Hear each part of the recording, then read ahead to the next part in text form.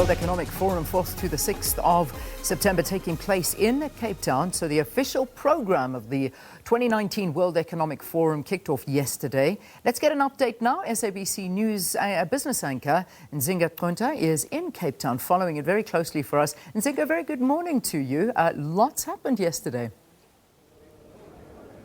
A very good morning to you, Leanne, Sakina, and to our viewers. A lot did happen yesterday, Leanne. We saw both inside and outside the venue at the World Economic Forum meetings in Africa.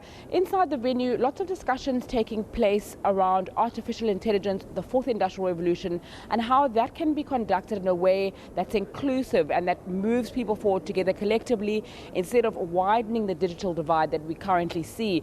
Leanne, we know the ITU has said that when it comes to internet access in Africa, less than a quarter of women have less internet than men.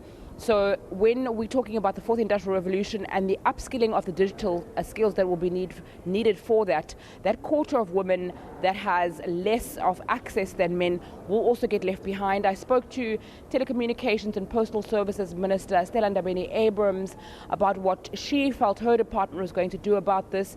She said that they are going to make sure that there is an active push for young women. Also touched on the fact that there were protests outside, young women expressing themselves, saying government is not looking after them, government is not looking after the safety of women in South Africa, and government is failing them.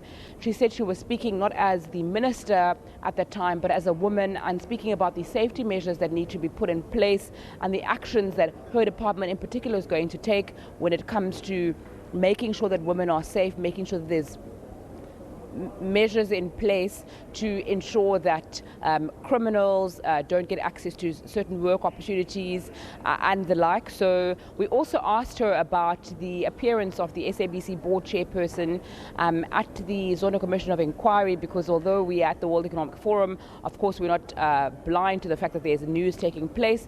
He of course said there was political interference standing in the way of the SABC receiving their cash bailout, and she refused to answer that question on camera, saying that she's not going to respond to Zondo Commission of Inquiry allegations at the SABC because she'll be seen to be subverting the authority of the Zondo Commission, and she will go to the Commission to answer on that. Leanne, today what we're expecting is more of a focus on the economy and how it permeates into different sectors of society, and how artificial intelligence and the fourth industrial revolution can aid and assist that. Yesterday there was a strong focus on youth unemployment. We know in South Africa we are battling a crisis of unemployment. 29%, the conservative Statistics South Africa figures on what percentage of the South African population is unemployed. When it comes to young people, we know that number climbs over 50%. That is a reflection of what's happening in a lot of sub-Saharan Africa. That's a topic that's been discussed very widely with the civil society members that are here, business community that are here, and politicians. So we're going to be hearing more about what's taking place, what measures are in place, and throughout the day, myself, Nompumelelo Siziba, and the rest of our SABC colleagues will be keeping you informed about what's happening at the World Economic Forum in Cape Town. With that, it's over to Valen and sports. Thanks very much, Nzinga. We're not going to cross right to Valen because she's not going to not get a happy birthday wish from us. Absolutely and not. You're not getting away with that, Valen. No.